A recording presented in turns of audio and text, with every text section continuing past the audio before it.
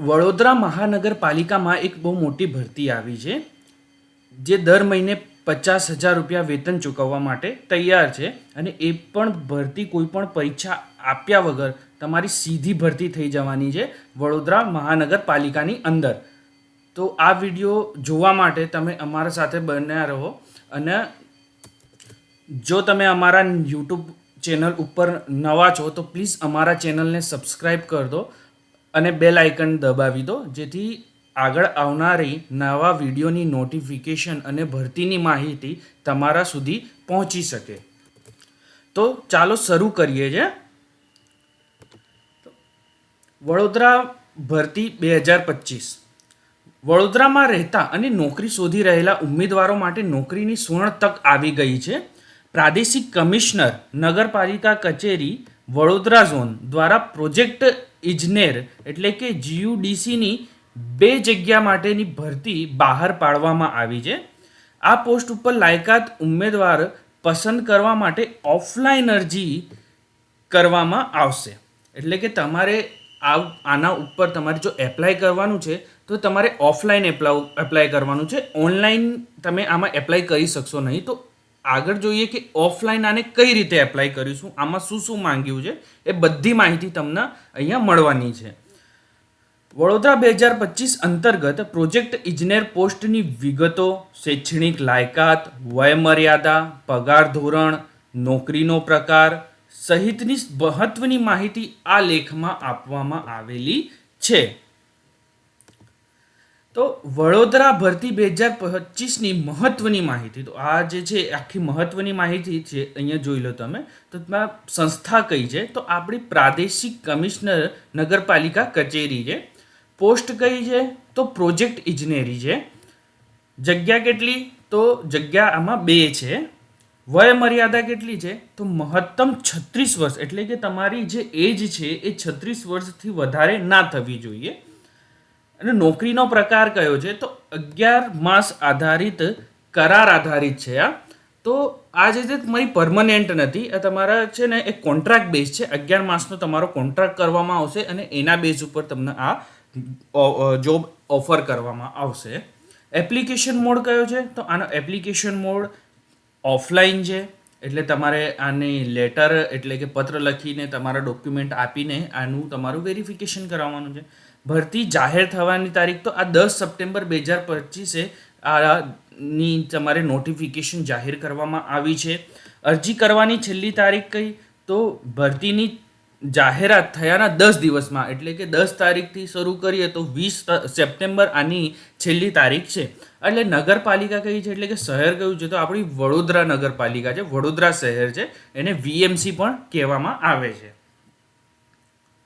એટલે અને આમાં પગારની વાત કરીએ તો પગાર તમને દર મહિને 50,000 રૂપિયા ચૂકવવામાં આવશે.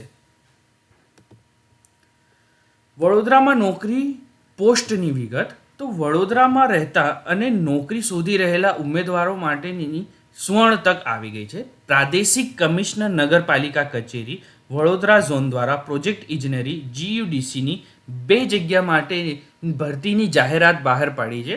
આ પોસ્ટ ઉપર ઉમેદવારને 11 માસના કરાર આધારિત નિમણૂક આપવામાં આવશે.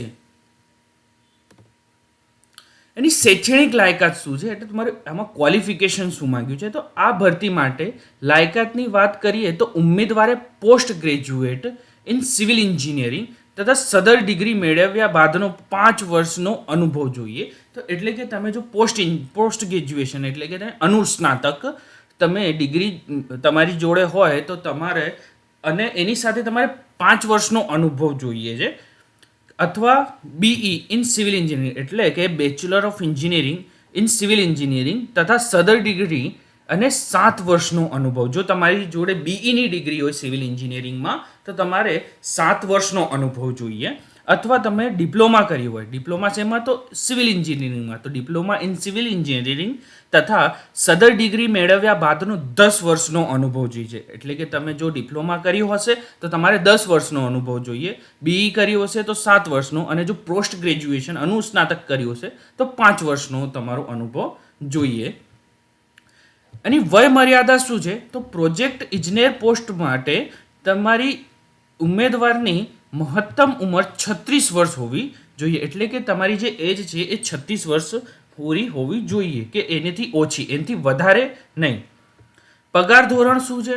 તો પ્રાદેશિક કમિશનર નગરપાલિકા કચેરી વડોદરા ઝોનમાં પ્રોજેક્ટ ઇજનેરની પોસ્ટ ઉપર 11 માસના કરાર આધારિત પ્રતિ માસ 50,000 રૂપિયા ફિક્સ પગાર મેળવવા માત્ર રહેશે. એટલે કે તમને ફિક્સ પગાર અહીંયા કહી દીધી છે કે તમારે દર મહિને 50,000 રૂપિયા ચૂકવવામાં આવશે, પગાર આપવામાં આવશે. તો તમારી આ પગાર વેતન 50,000 રૂપિયા પ્રતિ માસ છે. અરજી ક્યાં અને કેવી રીતે કરવી? તો આ જગ્યા ઉપર નિમણૂક ઈચ્છતા ઉમેદવારોએ પ્રાદેશિક કમિશનર નગરપાલિકાની કચેરી વડોદરા ઝોન, 6ઠ્ઠો માળ, વુડા ભવન, L&T સર્કલ પાસે, કારેલી બાગ, વડોદરા ખાતે પોતાની સંપૂર્ણ વિગતો તથા લાયકાતના પ્રમાણિત આધાર પુરાવા, મોબાઈલ નંબર, ઈમેલ આઈડી સાથેની અરજી રજિસ્ટર એડી સ્પીડ પોસ્ટથી જાહેરાત પ્રસિદ્ધ થયાની 10 દિવસની અંદર મોકલવાના રહેશે. એટલે કે તમારે સ્પીડ પોસ્ટ કરીને તમારે તમારી લાયકાત, એટલે કે તમે કયું ક્વોલિફિકેશન છે તમારું આધાર કાર્ડ, પાન કાર્ડ, જે બી ડોક્યુમેન્ટ છે એની સાથે સાથે તમારો એક કાગળ ઉપર તમારો મોબાઈલ નંબર, તમારું નામ, તમારી મેલ આઈડી એ બધું લખવાની રહેશે અને એને 10 દિવસની અંદર મોકલવાની રહેશે. તો જો તમને અમારો આ વિડીયો સારો લાગ્યો હોય તો સબસ્ક્રાઈબ કરી દો ડેવલપમેન્ટ બાય જઈને અને બેલ આઇકન દબાવી દો અને આ વિડીયોને લાઇક, શેર અને સબસ્ક્રાઈબ કરી દો અને જેને જરૂર હોય એને આ મોકલી દો જેથી એને આ સુવિધા પૂરી પડે. ધન્યવાદ.